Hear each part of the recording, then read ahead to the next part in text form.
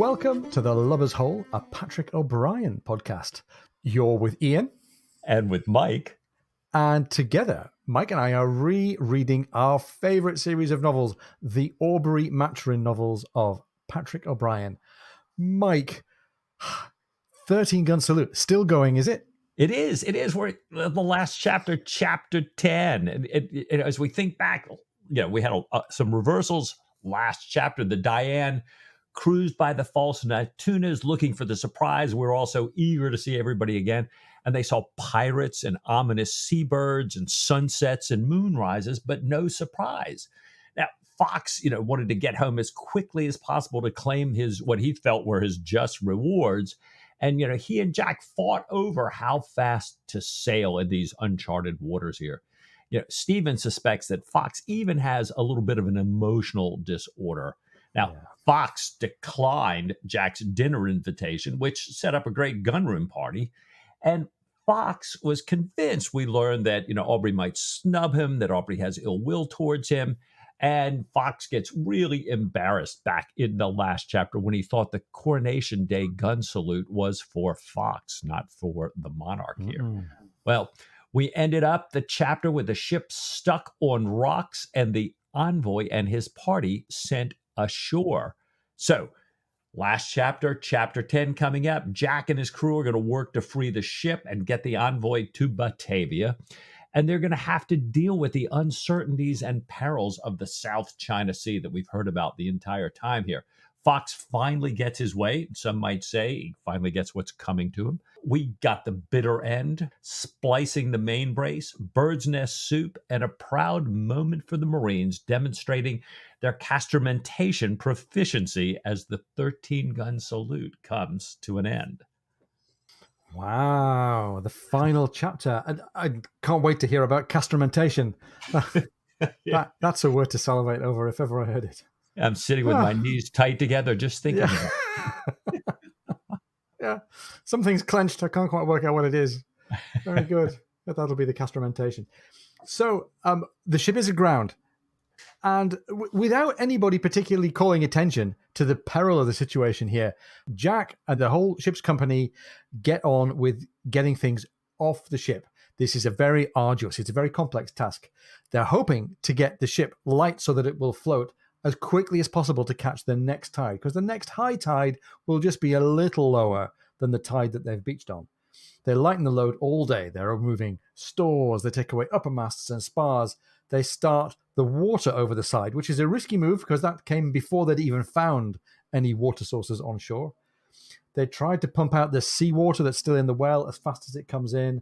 The water around them recedes quickly as the ship takes on more and more of her unsupported weight sitting on these rocks, and they hear the groaning of the ship's timbers. She's supported only by the heads of 3 rocks just before the deep water in front of her. They get to the damage that they can reach and they do some repair work. They rouse out their best 17-inch cable. And Mike, a cable 17 inches across is a big old piece of rope. Unbelievably strenuous job, not only to get it out from in the cable tiers, they have to turn it on its end while it's below decks. 3.5 tons of cable. They turn it on its end. They want to get to what they call the bitter end. We'll come to that in a second. The unworn, unused end, so that where it's always been connected to what they call the bits, the big bit of planking inboard where the ship is attached to the anchor. This end is thought to be lucky, and they attach it with the luck and strength that goes with it to the best bower anchor, their biggest, their most stable anchor. Fielding and the master then use their skill to place the best bower carefully, and then also to back that up with a smaller stream anchor, both heading into the best ground that's available amidst the rocks ahead. So if they should make it up onto the tide again and refloat, then they've got some solid holding to keep them where they need to be while they refloat the ship. But Mike, this idea of bitter end, something goes on to the bitter end. People listen to our podcast to the bitter end to hear the outtakes. Right. What's all this bitter end stuff really about? Well, it's interesting. It's got an interesting history. we think of it like you were saying that, to think of the bitter end as kind of the last extremity, however painful or calamitous, to fight to the bitter end no matter what.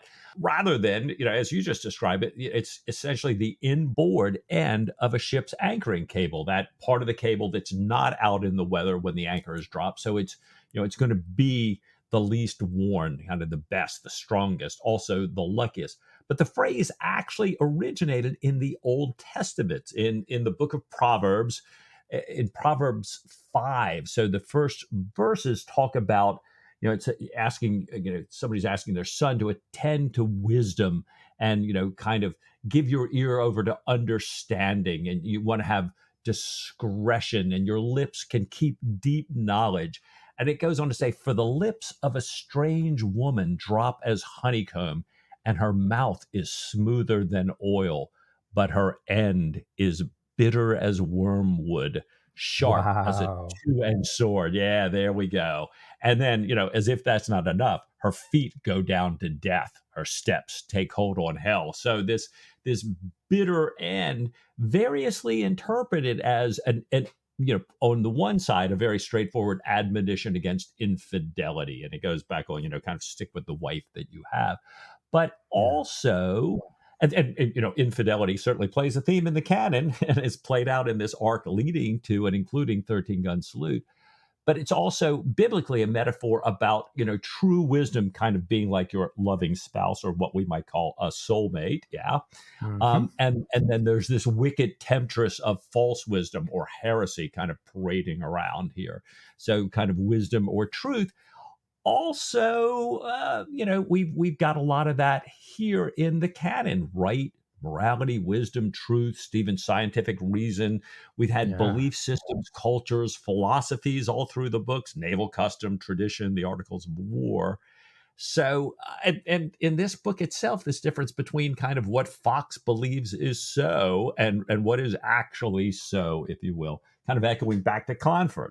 Yeah. We've got all the literal and metaphorical meanings of this bitter end all wrapped up here. I'm sure O'Brien meant it. Yeah. Yeah, and this whole book's had all these little subtle allusions, the subtle bits of mysticism, the subtle references to natural philosophy. It's really kind of delicate the way he's putting all these things together. Not the kind of big lumping, mankind and philosophy themes that I think we had back in Master and Commander and maybe HMS Surprise. It's very, very subtle, nuanced stuff about human existence, and it's really fascinating. Considering especially that I thought the book started out fairly commonplace with all of that catching up and memorializing of the old stuff. It's turned out to be a really fascinating, really nuanced read. We're going to hear some more, I think, about the subtleties later on. Anyway, while the boats are going backwards and forwards to the island, taking off stores to further lighten the ship, Stephen and Macmillan have been dealing with injuries coming from this frantic work. There's a cut on the head of Blythe the purser. Blythe says they're near high water and they're hoping to have her off in half an hour. So this is, I guess, about 12 hours after they first went aground. The captain thinks that she may float, but if the leaks are too bad, they'll have to beach and careen her, which is what the French frigate had been doing in that inlet a couple of chapters ago. But they think that she'll likely swim, and they can wrap a sail around her and use the pumps to reach Batavia, which sounds like a reasonable prospect. We know that they used a fothering sail and pumps in much more strenuous, much more hazardous circumstances in the cold Southern Ocean in Desolation Island. Now, they're watching for the tide to come up. The tide does come up, but not quite as high as they like. The crew is all back aboard, ready to do some heaving on the windlass. The ship is tons lighter. The crew and the officers are all at the capstan bars. They add loops to the end so that extra people can add their weight to the pressure on the bars. And we can see the cable being stretched so that it squirts. It's down to less than half its natural width. And Jack shouts, "Heave and rally. Heave! She moves!" Oh.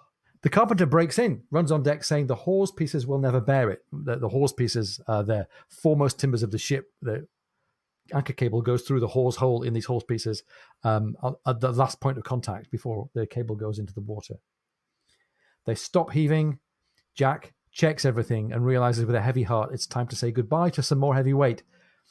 He says they have to put all of the guns, all of them except the light carronades, overboard, and the gunner, who's already pale, from his exertion at the capstan turns even paler, and he and his mates tip them. Even Jack's personal brass chasers go over the side. All of the crew members feel the pain of this. O'Brien calls it deliberate self-castration and the inversion of all natural order. And Jack feels really ashamed of the pang that he feels when he hears the splash from his personal guns. Now, Mike, an interesting thing next happens, which is that Jack orders Fielding, the first lieutenant, to splice the main brace, which is sort of synonymous with celebration. But it's not celebration. It's a blessed pause, I think, for the crew, a chance to sustain them. They're going to get, splicing the main brace means a celebration. They're going to get arak, not rum, mixed with water, lemon juice, and sugar. And Jack himself takes the first pint and says, "Now, shipmates, let us see if we can shift the barkey this time." Now, it might be worth digging into splicing the main brace for a second. It's almost like a cliche. Certainly, British English speakers would go, "Oh yeah, splice the main brace." That's what sailors say when they mean it's time to have a drink. But splicing the main brace originates as the order for a particularly difficult task afloat. The main brace is the biggest and heaviest of the bits of running rigging on board a ship. It controls the angle of the main yard, which is the yard upon which the biggest sail is set. And if it breaks underway, that's a heavy task. If it breaks at any time, when it needs splicing, its ends bringing back together, the splice has to be really well woven so that the spliced ends can still go through blocks, because braces go through blocks. So this calls for a splice, which is a particularly tricky thing to do.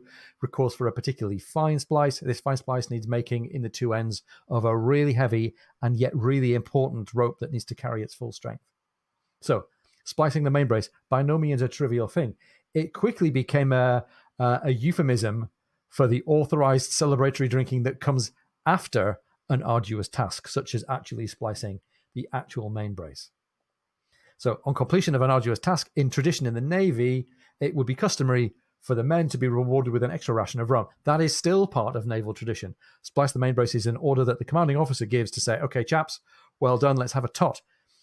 It's customary as well these days that this order tends to come only on special occasions and only from the highest level. If you go looking in the Twitter feeds of the various officers and establishments to do with the Royal Navy, you'll see two recent splice the main brace orders. One was back in 2017 to mark the commissioning of the UK's new aircraft carrier, HMS Queen Elizabeth, named after the Queen.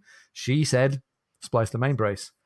And I'm looking right now at a tweet just a few days ago on the occasion of Her Majesty's Platinum Jubilee, which was on June 6, 2022. The first Sea Lord, a senior uniformed naval officer in the service, wrote on Twitter, "As we mark the Platinum Jubilee, I am delighted to have received Her Majesty the Queen's good wishes to the Royal Navy and am honoured to convey Her Majesty's direction to splice the main brace. God save the Queen." So that's what we do. We splice the main brace when something big has happened, or at least in this case, when the crew have worked their butts off. Yeah. Well, it's not for nothing. They've had the drink, the guns are gone. Jack's thinking, the ship's feeling a little lighter. Maybe he's feeling a little life under him here.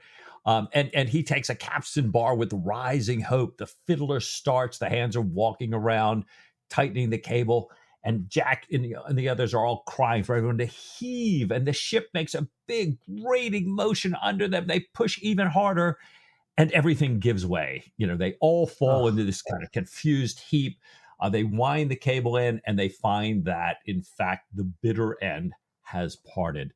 A bitter end for us, says Jack to the bosun. And the bosun has kind of a very pale smile back at Jack, right? Well, they continued to lighten this ship all night. And the next morning, they carry out the small bower, and this time they have two carronades lashed to it. So they're like not taking any chances. And everybody's watching as the tide's coming back in and moving up the copper, but it stops, leaving a broad streak of copper showing. It's an unnaturally low tide. And as you had said, each tide's going to be a little bit less. But this one, they're thinking, wait a minute, we didn't, there's no way it was going to be that much less, but that's it. That's all they have. They man the bars, they try their best, and they can't move the ship at all. And Jack says, we're just going to have to wait for the next spring tide. So as Jack and Stephen go to breakfast, Jack asks Fielding to have the small bower weighed so that the cable's not chafing on the, this rocky ground. And by the way, let's go ahead and get all the rest of the envoy's baggage ashore. So let's, part of this lightening up here. Edwards comes on a returning boat with Fox's request that Captain Aubrey come ashore. And Jack, I think Jack's had it a little bit. He's exhausted and everything else. And he asked Edwards to kind of please compose a proper reply that says that, he'll come at his earliest convenience. But I think, Jack is thinking to himself, why in the world did Fox just not come instead of sending Edwards that he needs to talk? And he says, so I'm taking a cat nap first, and then I'm going to head over. And he's really put out that Fox is kind of standing on ceremony here. Right. Oh, dear me. Fox can't fail to irritate and annoy people, and it's all driven by this hubris that we talked about last time. When Jack finally gets ashore, Fox is back into kind of polite mode because Jack's got something that he wants. Thanks, Jax, for coming. Says, I need to consult you urgently on the King's service, invoking a bit of authority there. Mike, it's funny. I wonder, in the last chapter, Jack had said, I represent the King afloat. And they'd had this coming together, Jack and Fox. Jack had said, you represent the King ashore and I represent the King afloat. It kind of made me wonder then about this choice of Fox kind of semi-insisting that Jack come ashore, maybe hoping that with their feet on dry land, somehow Jack's attitude to him will have changed. That's a little bit interesting point. Fox. Yeah. Anyhow, Fox says that as he understands it, the ship can't move until the next spring tide at the earliest. It's uncertain whether she'll be able to sail directly to Batavia when she does come off. He says he's not criticizing or blaming. He's not blaming Jack. Any further delay, though, is going to be prejudicial, as he says, to His Majesty's service, and argues that the detachment of a single ship can make a big difference. The East India Company, he says, needs to know whether they can risk this season's Indiaman on the China voyage to help the country's prosperity and ability to wage war. He's advancing all the high-level economic arguments, all the arguments of statehood here. He asks Jack, therefore, to have him, Fox, conveyed to Batavia on one of the larger boats, since it's barely 2 days' sail with a steady breeze. Fair hope, you would think, but Jack wants to be really, really clear to Fox what he's letting himself in for. The waters are dangerous. Jack, doesn't know them. And by the way, we've had a reminder of what it means to sail in unknown waters just this chapter. He's not sure what the weather will be like since his instruments are broken. Thank you, Stephen. And there are, as we know, Dayaks, Malays, and Chinese around who have a piratical kind of tone about them, and Fox is at risk of being attacked. Fox says, well, I've known the waters for 35 years. Loder, one of the old buggers, has sailed around Java in his own boat, a boat the same size as the pinnace. And Loder and the Malays predict fair weather. Do they really? Fox says this is a matter of duty, and he's laying it on really thick here with Jack. Jack takes a few paces up and down, thinks to himself, and he says, well, I'm going to let Fox have the pinnace with a carronade in her bows, a couple of hands to work the boat, muskets to arm Fox's party, an officer to navigate, and a coxswain to steer. And Mike, this is very generous. I think Aubrey would be within his right here to say, get back aboard the ship and come back to me when you've got something constructive to offer to help the rest of the ship's company rather than furthering your own agenda. But still, Jack turns it over in his mind. Once again, there's no settled ill will on Jack's part towards Fox. That's the tragedy. That's what Fox doesn't understand. He says, okay, I'll fit out the pinnace. Fox thanks him and says, I'm deeply obliged. I expected no less of you. Such a condescending thing to say. Yeah, what an asshole. Ugh. So Jack says, get your people and provisions ready. I'm going to send the boat at 11. And Jack closes out this particular conversation, wishing Fox a fast and fortunate journey, and sends his best compliments to Mr. Raffles. And Mike, when was the last time a party of eager splitters headed out on their own boat away from a Jack Aubrey command in the face of Jack's own advice to the contrary? Let me think. Was that Desolation Island? How did that work out? Let's see. Right. I'm thinking exactly the same thing in here. But, Jack gets back on the ship. He makes all the arrangement. And Stephen even has second thoughts about this. He's asking Jack, is this a mad, disproportionate venture? And Jack says, no, actually, it's a sensible undertaking. And he says, Stephen says, well, what if Fox gives wildly inappropriate orders? And Jack assures him, well, it's going to be one of the Diane's officers who will be in command. Now, Elliot volunteers to be that officer.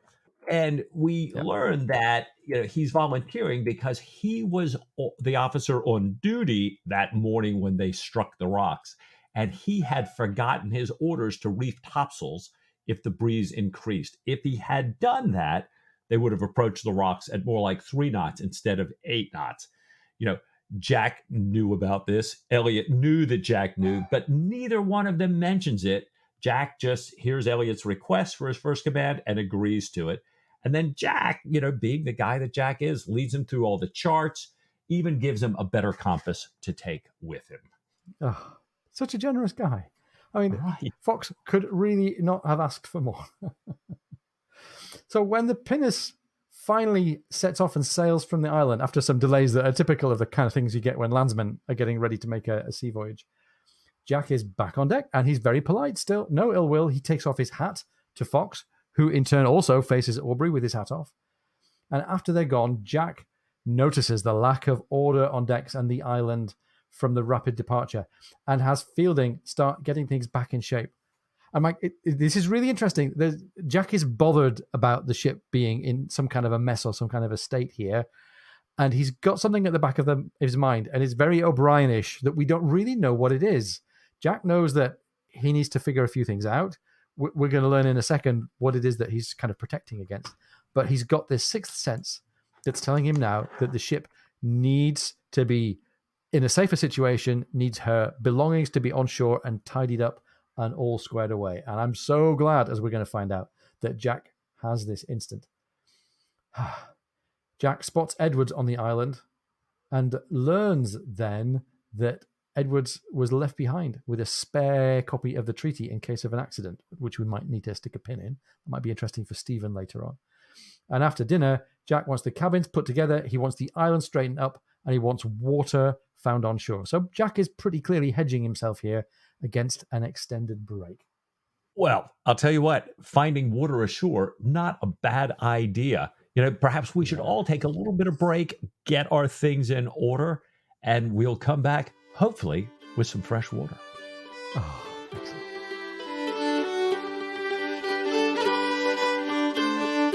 If you're enjoying the podcast, please come and join our supporters on Patreon. Go to patreon.com/LoversHole.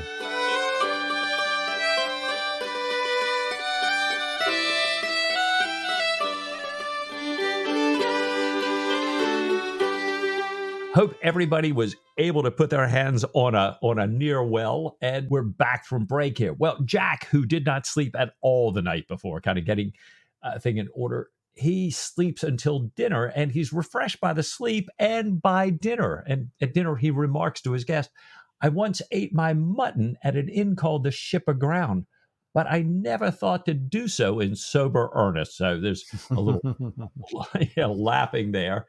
And then he asked Captain Welby, he said there's this word he's been searching for. It's the word for setting up tents. And Welby, the Marine officer, says, "Well, castramentation, sir." And Welby is beaming, O'Brien writes, with decent triumph. "It's rare that a soldier could triumph aboard a man of war." And Welby adds, "And there's more to it than might be supposed." So, we were joking as we started the episode, Ian, that, castramentation sounds a little painful, but it is this, kind of planning, designing, laying out, constructing a military camp. And it's, more than just those of us who, go off camping in the woods here.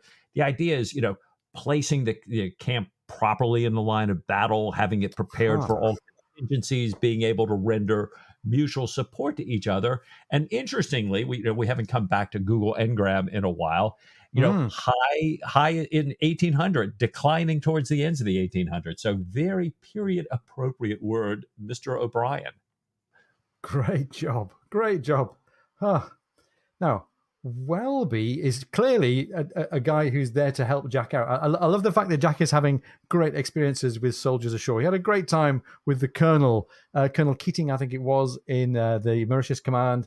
He's got a really helpful and supportive military aide this time in Captain Welby. Welby goes on and suggests that it's best to be on rising ground. It's best to have a supply of fresh water within the lines and to be defendable.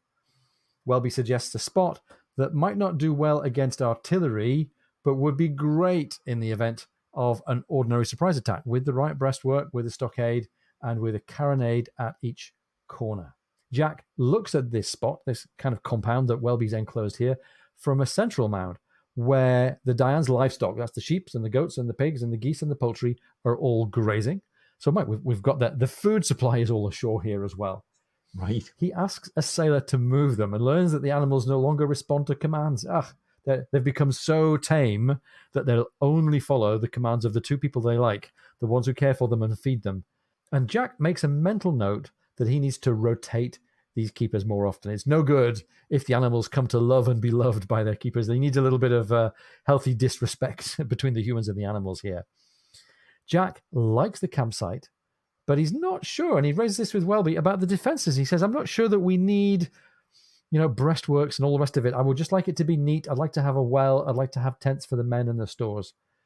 And he asks Welby to lay it out while he talks with the sailmaker about getting tents. And Mike, we're going to be thankful later on that Welby is a little bit more enthusiastic than Jack is about the idea of breastworks. He says, can I at least have a little ditch for drainage with the earth thrown up on the outside, like the breastworks are going to be some kind of byproduct of a healthy bit of digging? And Jack says, okay, soldier, but nothing elaborate. Nice. Yeah, we do. There is a reason for these contingency plans. That's a good job, Welby. Yeah, and well done, Jack, for saying, let me turn it over to the guy who actually has the background in this thing. Well, Stephen has, of course, headed off into the forest, and Jack's looking for him, but not finding him. He takes Bondin and Seymour in the skiff, and he's saying, I want to get as much of this island surveyed as I can before nightfall. And the current just sweeps them right along the south side of the island. But when they get around to the north, this kind of high, straight north face filled with caves, they're really pulling hard to get around it. And Bonnet even notes, with a little bit of difference in tides and everything, they would not have made it around. So as they're going around, Maturin is calling out and waving a handkerchief from high up on these cliffs. And the only word they hear is soup. Nobody knows what to make of that. Yeah. So back on the ship, as Jack comes aboard, he finds Stevens playing his cello as O'Brien says, part of his own Saint Cecilia's Day. So, a piece of music dedicated to Saint Cecilia's Day. And Stephen asks if Jack has seen their streeted camp. Jack says, he only saw a glimpse of it as he came on board, and he's kind of surprised. He asks, is it completed already? Stephen says, well, certainly not to Welby's satisfaction, but every square inch is laid out. And he notes how much pleasure Welby and the Marines were taking in creating it. But then he adds that Stephen, had even greater pleasure discovering several thousand edible nest swallows on shore here. And, he gives him the Latin tag. And then, seeing that Jack doesn't respond to that, he says, it's the bird's nest soup swallow. And he hopes that Jack will come see him with him tomorrow. And then, Stephen starts into a long explanation of the island's flora and fauna while Jack is tuning his violin. And finally, the violin tuned, Stephen says, well, so much for the ring-tailed ape. And, they set off into playing this Saint Cecilia piece there. And, Fielding visits, it gives them a report. They're eating toasted cheese, and O'Brien writes, and they played on and on, the music echoing the length of the almost empty ship with quite another resonance. So, kind of back in our happy place here. We like that a lot. Yeah. So should we talk about bird's nest soup, Mike? That sounds like an interesting thing to follow up on. Yeah. So this Latin tag, Ian, how do you spin that? What do you think? Well, Hirundo esculenta, which is a name given by our old friend Linnaeus in 1758 to these particular swiftlets, I think you would call them, these particular small swallow-type birds called swiftlets. They make nests based on their saliva. They have this kind of saliva-based extrusion that they make their nests out of. It sounds disgusting, but it is edible. And the esculenta in the epithet of their name there means edible. And this is a big delicacy in China. People pay big money for the privilege of eating soup that has these birds' nests in it. Back in August 2020, the Times of India reported that these nests, called the caviar of the East, which are high in protein and nutrients and prized in Chinese medicine for youth and long healthy life and skin and for their aphrodisiac qualities, sell $10,000 per kilo for what are called red nests and $5,000 to $6,000 a kilo for white and black swiftlet nests. And I don't know if knowing that it's that expensive makes you happier or less happy when you sort of swallow this goo that's in the soup that's mainly made with saliva rather than twigs or moss. Right. Apparently, it pretty much tastes as gelatin. The nutritional value, such as it is, can be stripped away if it's not prepared correctly. But it seems like, at least in 2020, as recently as that, you could buy a small bowl of bird's nest soup in a modern-day Chinese restaurant for $100. Wow. And I thought we were crazy in the 80s. Yeah, indeed. Have you ever tried it, Mike? On your travels to China, have you ever had the bird's nest? I will tell you that I looked at that and some other, shall we call them delicacies, on many menus, and I tried a few things that were very different, dancing shrimp among them, and a few of the medicinal things, but I did not go for the bird's nest soup. Now I'm sitting back thinking, wow, given that it was on offer, perhaps I should have taken them up on it. Oh, wow. There you go. It would have been a big life event. Right. So, Mike, in the morning, after a night in his cot that is not swinging because it's aboard the not moving ship, Jack wakes and he's uneasy. O'Brien tells us that it's perfectly rational for a captain with a grounded ship that won't float for at least several days, but this particular uneasiness was of another nature, closer to superstitious or instinctive dread. And we've known for a while that Jack is in quite close touch with his superstitions and the superstitions of sailors generally. Jack feels a little bit better after he's had his breakfast, after a tour to see the repairs that the carpenter's been working on, to see much less water coming into the well. And he's also feeling better after a visit to Welby's encampment. And surprise, surprise, as we suspected a few paragraphs ago, Welby has outdone himself a little bit in the matter of earthworks. There is exact earthwork. There are trim lines. There's a store tent in the middle and a well dug with 3.5 feet of fresh water. So, Mike, the Marines on this rare occasion when they are the experts are really delighted that they've shown a thing or two to the foremast Jacks here. Yeah. And Jack's feeling a lot better about this. He decides to take some of their best swimmers and to go buoy the guns. They're going to lift them up. They're going to bring some of these guns to use in the camp here. But he finds that the water is way too warm and really unclean and decides there's something definitely wrong, and his uneasiness returns.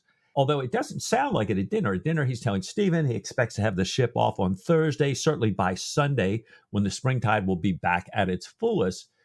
But he finds that he has no appetite and leaves his wine and pudding to go on deck. And we know that, the clearest of bad signs is Jack walking away from dessert and drinks at the end of a meal here. True. Well, he gets on deck. The tide is too slack. There seems to be kind of a twitching on the surface of the water. The sky's hazy and low, and the sea and the rocks just smell wrong. And then he sees a shark, kind of which he's never seen before, passing by the ship. All of this, not boding well here. And as he's watching, this unnatural swell sets in. It's way too sudden, way too strong, and his uneasiness continues to shoot up over the next half hour. And finally, he signals for all boats, has them prepare to lay out the small bower, but this time with 2 cables. So, Jack's clearly worried something's coming in. He wants to stabilize the ship. And on shore, he sees a cricket game that clearly is breaking up as the sailors are starting to run down to the landing place where these long white lines of surf are coming further up shore. So even the sailors are starting to notice something is off here. And then Jack goes to confirm, he's lost his barometer. He checks with the masters and others that, they've got no barometer on board anywhere. He's clearly worried about the weather. Yeah, and all of this foreboding about the weather and about the odd emptiness of the sea, this is all starting to come to a head here.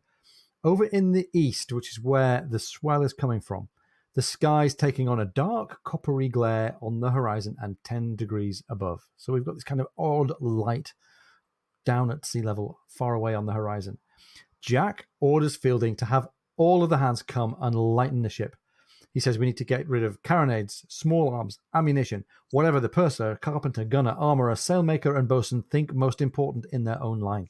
Then the hands, bags, and chests, officers' personal property, and beg the doctor to come aboard for his own things and the medicine chest. And Jack is obviously seeing here that lots of the precious stuff aboard the ship is going to be at risk if there's foul weather coming, and that seems to be what he's expecting. The surf then is pounding the rocks harder and harder as Stephen boards. And this is one of these really desperate situations where we went from flat, calm, and fair weather but run aground paragraphs ago to real imminent jeopardy here as the weather's getting worse and worse. Stephen sees Jack gathering all of the ship's paperwork and his Humboldt readings and asks Jack what's afoot. Jack's reply is this nice mixture of jovial Aubrey and cautious Aubrey the seaman. I'm not sure, he says, but it may be your St. Cecilia. And then Jack goes on and recites, and when the last and dreadful hour the crumbling pageant shall devour, the trumpet shall be heard on high, the dead shall live, the living die, and music shall untune the sky. And here's another look back to old familiar territory for fans of these books. Dryden, we had some Dryden poetry as far back as HMS Surprise. This is Dryden's poem, a poem called A Song for St. Cecilia's Day, to celebrate St. Cecilia's Saint's Day on the 22nd of November, 1678. So already a pretty ancient poem at the time, and music untuning the sky is a brilliant line, but it's a horrible metaphor for Jack and Stephen. Right. The poem, we think, is about the power of music in the creation of the world, in the beginning and the end of the world, St. Cecilia being the patroness of music and musicians. Jack points to the sky and tells Stephen the only other time he's seen one like this was the blow that wrecked the Norfolk. That was way back in the far side of the world, I think 4 books ago now. Jack's clearing the ship. He wants everything of value taken ashore, and all hands are set to. Yeah, the boats, are racing back and forth. The tide's becoming fiercer. It's making it harder to get out. It's making it harder to come alongside the ship. And then again, to get back into shore. And Jack tells Fielding to have every officer ready to get his division ashore when he gives the word. Now he says, I don't want any piping of abandoned ship. Let's just leave in due order. And then Jack gives that word, and the sea and the weather are worsening continuously. We're finally left with Jack, Bondin, the sentry at the spirit room door, and one hand who O'Brien writes is not quite right in the head. They're the only 4 left on the ship. There's darkness far astern. There's lightning all across the eastern sky. And then the wind starts suddenly and comes racing with a howling white squall approaching the ship quickly here. And from the launch, Fielding is imploring Jack to come on. As this rain is cutting their breath and blurs their sight.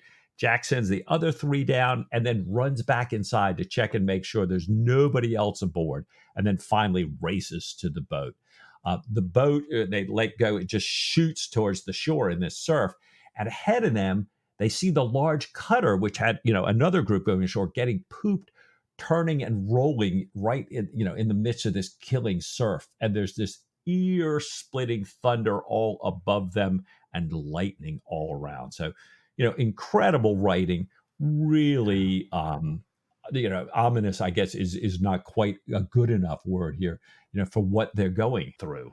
Yeah, absolutely. It's imminent danger, and it's shocking to us because it's come almost out of nowhere, not quite out of nowhere. We've had all this foreboding coming, but now that it's here, it's not only something to be just dealt with, it's something that's really threatening life and limb here.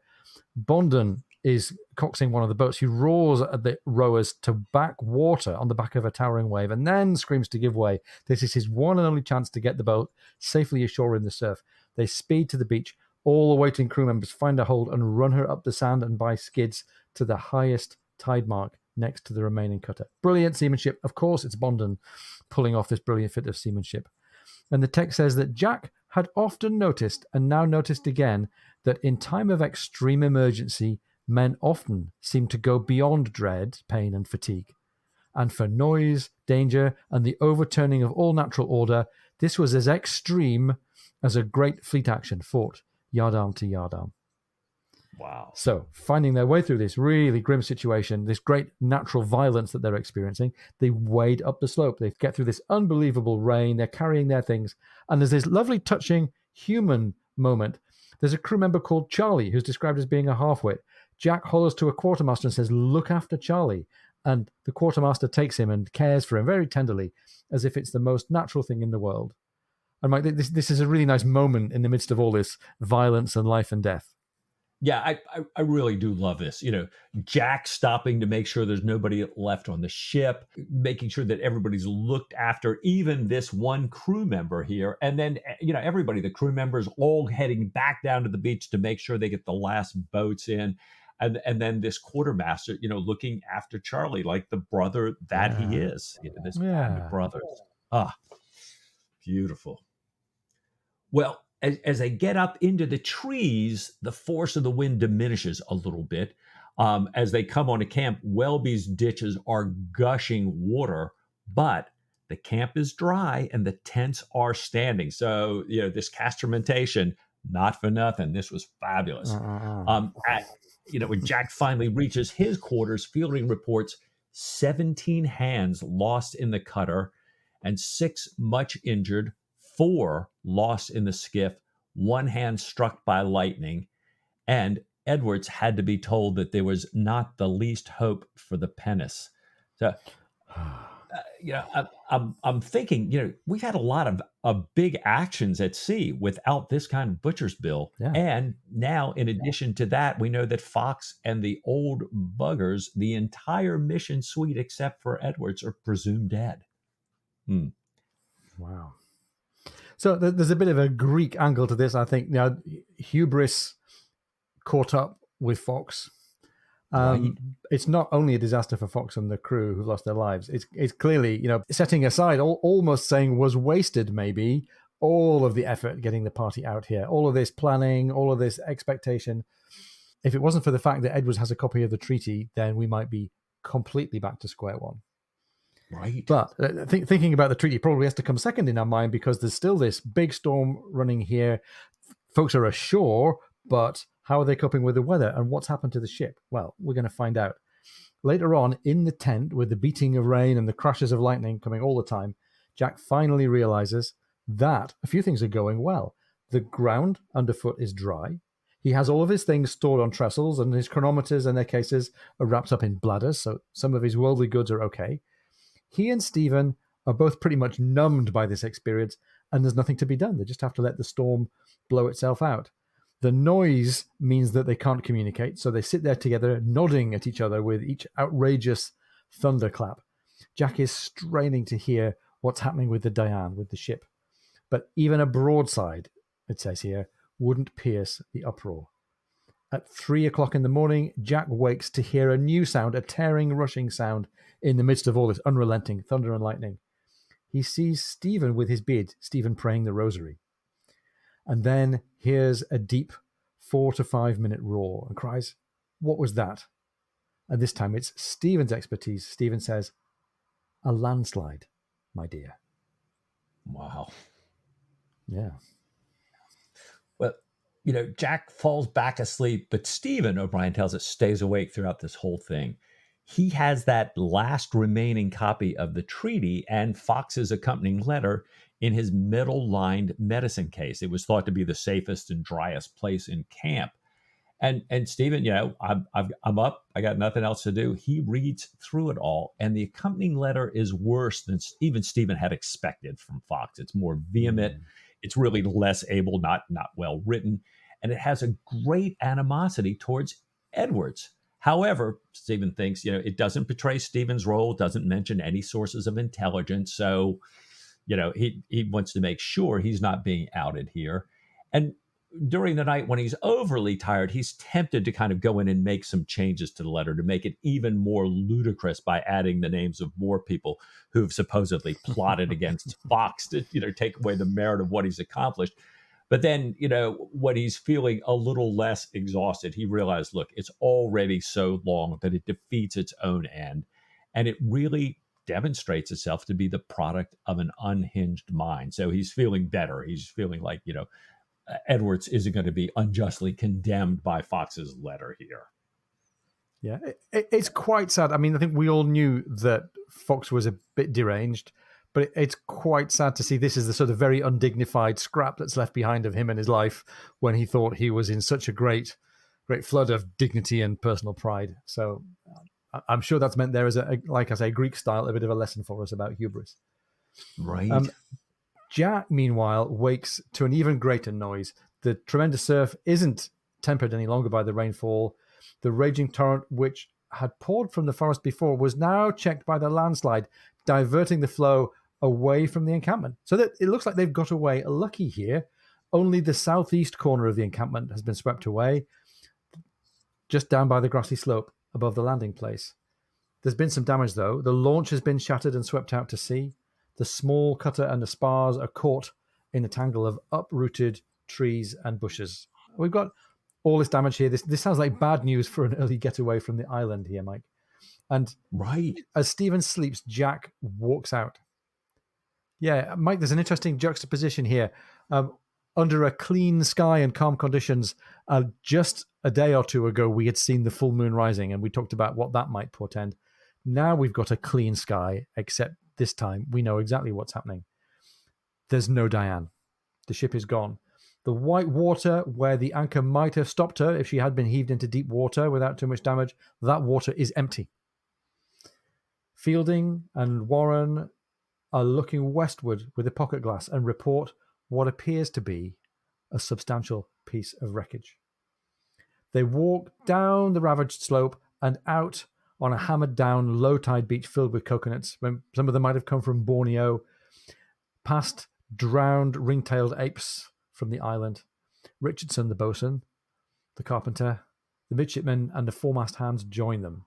And Mike, this is a cinematic little moment here. The little raggedy remains of the crew here, all gathered on the strand, looking out at what they think is the remains of the ship here.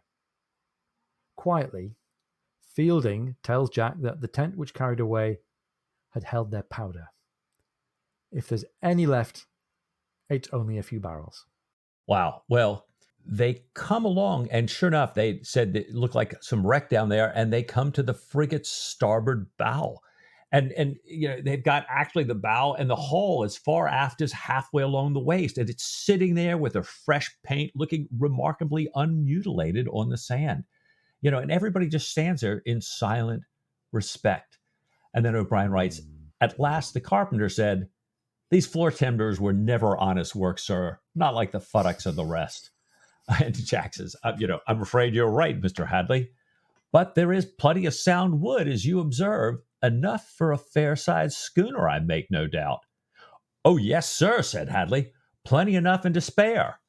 "Then, shipmates," said Jack, smiling at his people, "let us build one as quick as we can." End of chapter 10. End of the 13-gun salute. Wow. Really, really fascinating book. We're wrapping the book up here in a way that only O'Brien can wrap it up. One more mega chapter, really, this book is in the big flowing ongoing novel that we call the canon. We haven't really finished the story at all. We haven't settled anything besides Fox and Ledward and Ray. We're no closer to South America than we were when we started on the mission. Well, gosh, Mike, when was that? Maybe not even this book ago, 2.5 books ago. We don't know what's happened to Stephen's fortune, whether the banks are still solvent or not. We don't know what's happened with his wife or his imagined and longed-for daughter. We don't know what's going on with Pullings and the surprise. We don't know about how Jack's going to complete all the observations and records that he'd been hoping to gather for Humboldt. No, we've had so many questions unanswered. And we've had these incredible themes of mystery and, life and death and living versus non-living, peoples and animals, love triangles and quadrants, all these things running just below the surface. So many facets of character and the human condition. We have another Clonfert-like character who's dead. Clonfert Yeah. died by his own hand, and Fox certainly died as a result of his own actions and decisions. So it's really just a fascinating book. So much like, as we said, so many echoes and call back to other parts of the canon, and yet also with its own kind of, I don't know, just sort of an essence, slightly different. Even continually more enhanced. Very good. And at the heart of it, we've got this really unsettling situation with Ray and Ledward being out of the picture doesn't really give us much conclusion. We still know that there's somebody else in the British establishment working against Aubrey and Maturin. This triangle amongst Ledward and Ray and Abdul and maybe Fox is really fascinating. We'd like to share with you some thoughts that we got in an email a little while ago from our old friend Steve Morris. Steve over at the Cinephiles. Hey, Steve, thanks for getting in touch. Really, really interested in the theme of sexuality and relationships and love triangles and infidelity and what kind of echoes that might have. To start to quote Steve, we start out with this Diana and Stephen relationship. Diana has a relationship with Stephen. He'd hidden the fact that he was a spy. The French had sent Laura Fielding after Stephen. Stephen, who'd taken the Spanish fly aphrodisiac, was really tempted to sleep with Laura, but managed to avoid the temptation.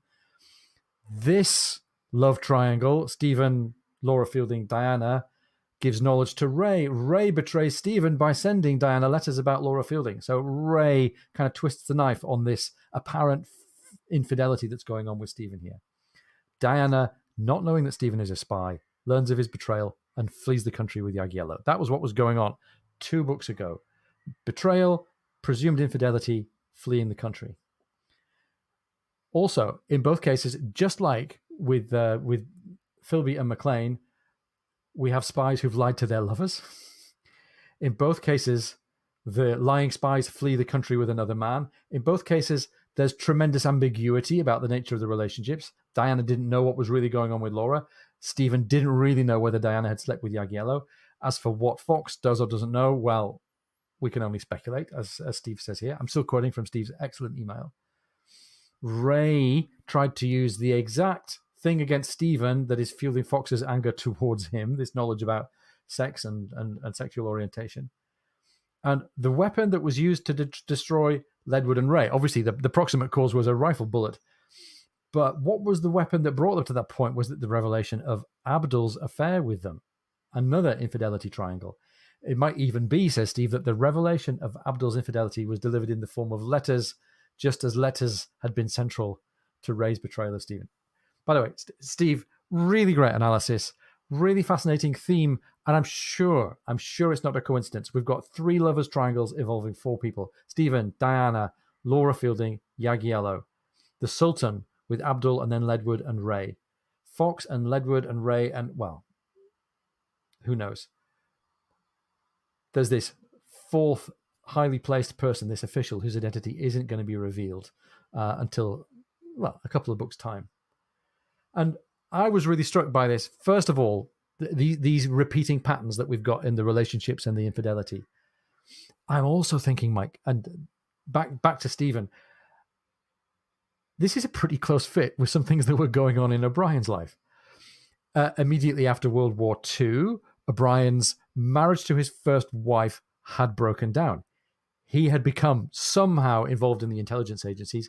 He fled to another country. He fled, in this case, to Wales, first of all, which is just about another country, and then fled to France, marrying then the woman that he'd met whilst working intelligence, Mary Tolstoy, abandoning, as the Dean King biography says, his wife and their dying child. So, Mike, I bet that somewhere in this pattern of triangles of love and deceit and infidelity, we've got something that O'Brien is working through about his experience and his relationships and his life. We talked about this before in connection with his relationships with children, and maybe we're getting the same thing here in terms of his relationships with the women in his life. Right. And we've written these books a long time ago, but they're very open. There's relationships with men, relationships with women and men. But it really is amazing. And like you said, special thanks to Steve for helping us step back for a minute and look again at this big picture as this story continues here. Yeah. And by the way, if you haven't already, check out earlier in the series our 2 joint episodes with Steve and John over at the Cinephiles, where we reviewed the Peter Weir movie. And check out Stephen and John's podcast, The Cinephiles, CINE Files. It's brilliant. It's a movie review podcast that I think you'll all love. Yes. It's really, really brilliant. Well, we're at the end of an Aubrey Matron novel, and like so many ending the books, I really can't wait to hear what happens next. I mean, we're shipwrecked in the middle of the perilous South China Sea, hoping to build a vessel to get away. We've been there once before. Now we've lost all or nearly all of our gunpowder. Kind of assume or hope the surprise is out there somewhere, but perhaps she's nowhere near. And what happened to her in that great big storm if she was close by? It's only 200 miles to Java, but a trip that Jack's brand new boat didn't survive through that perilous sea. I keep thinking to myself, what happens to our heroes? And what, as I look up on my shelf and say, the Nutmeg of Consolation, right? That this is one of the Sultan's titles. It's one of Jack's nicknames for Fox. What is this phrase going to mean in this next book? I think there's only one thing for it. What do you say to a little bit more Patrick O'Brien next week? Mike, with all my heart.